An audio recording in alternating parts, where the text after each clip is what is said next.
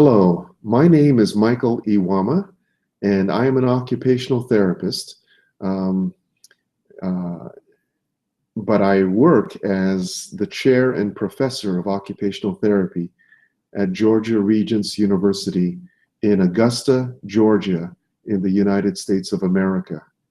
I'm actually a Canadian occupational therapist. I've spent most of my time in Canada. But I was born and raised in Japan. So I'm Japanese, but I'm a Canadian citizen and living in the United States now. It is my pleasure to be able to have this chance to speak for the very first time with my colleagues in Qatar. And I want to especially thank my good friend and colleague, Anteena Aziz, for giving me this opportunity to say a few words with you before you embark on an event in which there will be presentations about the Kawa model. So Anteena, a special hello to you and a heartfelt thank you for giving me this chance today. I believe that I'm speaking with the adult unit in the occupational therapy department at Hamad Medical Corporation in Qatar. So a very special hello from this part of the world to all of you there in the room who are with my friend Anteena. I want to just spend just a few minutes sharing with you about this thing that is called the Kawa model. It is now a model that has become well known in occupational therapy around the world. It is now taught in more than 500 occupational therapy programs and used in practice across all 6 continents. So I believe that the Kawa model will be here for a while, and it will continue to develop and develop in different and exciting ways as it is applied in different cultural settings and contexts, like in Qatar. Kawa is the Japanese word for river. And so for many people, this is also known as the river model. The river model is remarkable in occupational therapy for a number of reasons. First and foremost, it is the first substantial model of occupational therapy that was developed outside of the English-speaking Western world. Secondly, it's remarkable because it is a model that is based on a metaphor of nature. The river is a part of nature, and this is quite different from the more logical models that we are familiar with in occupational therapy that are based on metaphors of machines. So for example, when we think about general systems theory, it conjures up images of rational metal parts that are moving in a particular order. It's also remarkable because the model is based on a different kind of philosophical view of the world. Most of our models in occupational therapy have been developed in the English-speaking world and in much more individual-centric social settings. In other words, if you look at some of the drawings depicting our very well-known established models in occupational therapy, most likely there is a clear concept of the self or the person. And very often the person is in the center of the universe.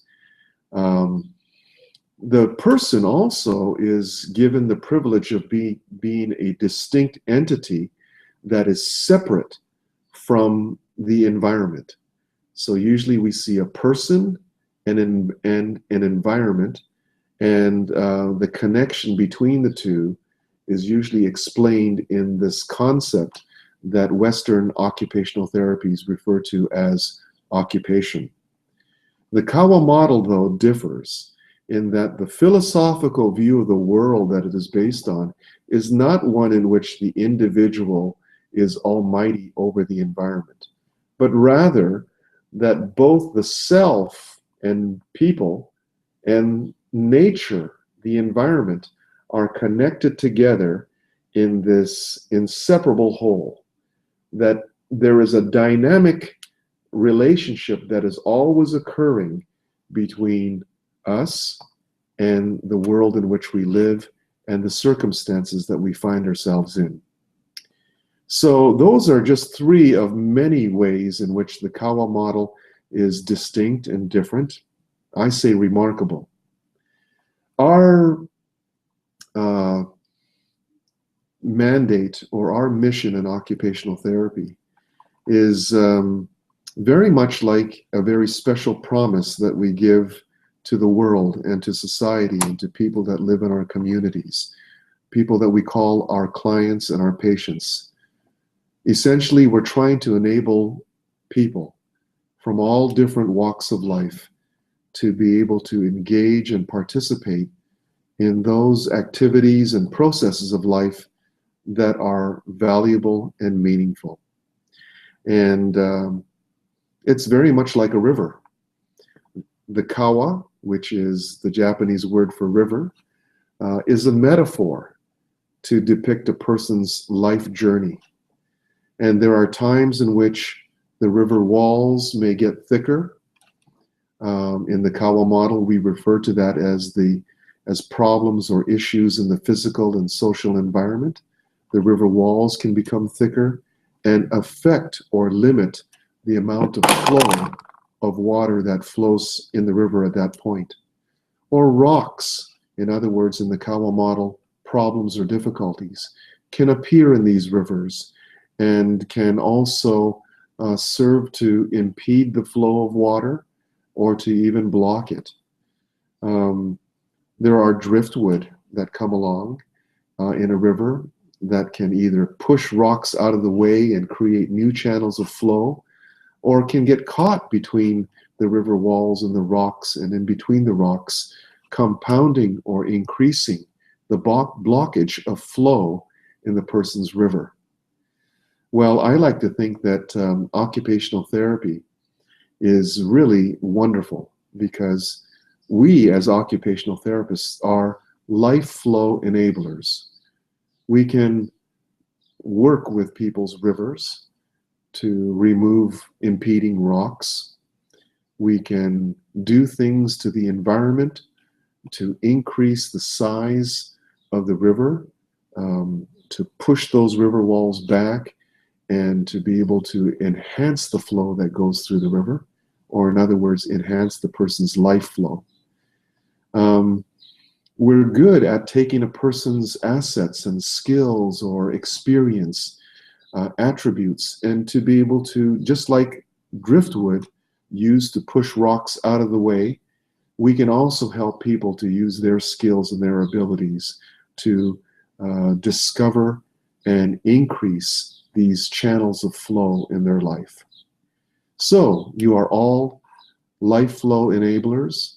I believe that over the next short while, you're going to be hearing from Anteena Aziz, as well as perhaps some others sharing insight into the Kawa model and how this might be, or this will have a potential to enhance your practice as occupational therapists in the Hamad Medical Corporation.